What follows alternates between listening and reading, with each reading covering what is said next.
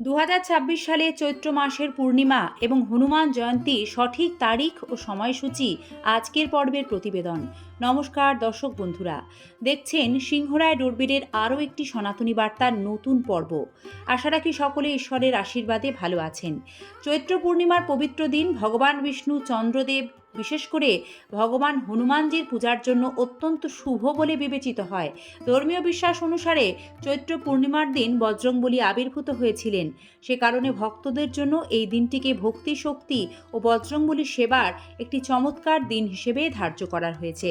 2026 সালে চৈত্র মাসের পূর্ণিমা তিথি 1 এপ্রিল নাকি 2 এপ্রিল কবে পালন করতে হবে এই নিয়ে একটু বিভ্রান্তি রয়েছে।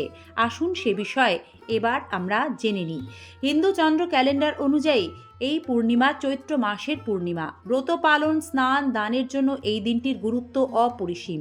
কিন্তু 2026 সালে এই পূর্ণিমা তিথি এপ্রিল মাসের 1 এবং 2 এই 2 দিন জুড়ে থাকায় পুণ্যার্থীদের মধ্যে কিছুটা বিভ্রান্তি তৈরি হয়েছে। চৈত্র পূর্ণিমা 2026-এর উপবাস, স্নান ও দানের সঠিক সময় ও মাহাত্ম্য। পূর্ণিমা তিথি শুরু হচ্ছে 1 এপ্রিল 2026 বুধবার সকাল 7:06।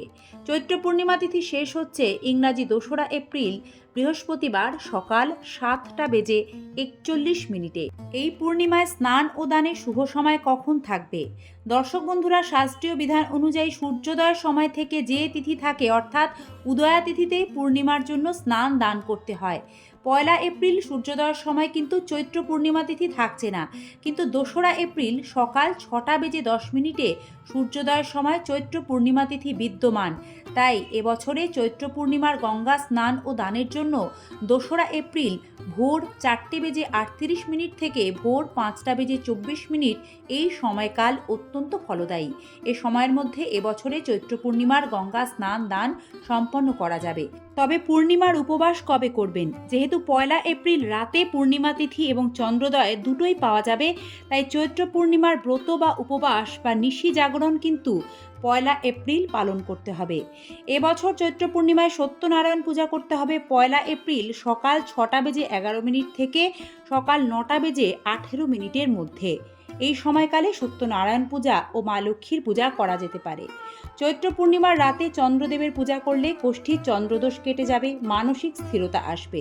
স্কন্দপুরাণ ও মহাভারত অনুযায়ী এই দিন স্নান ও অভাবী ব্যক্তিদের সাধ্যমতো দান করলে পাপ স্খলন হয়, পুণ্য লাভ হয়।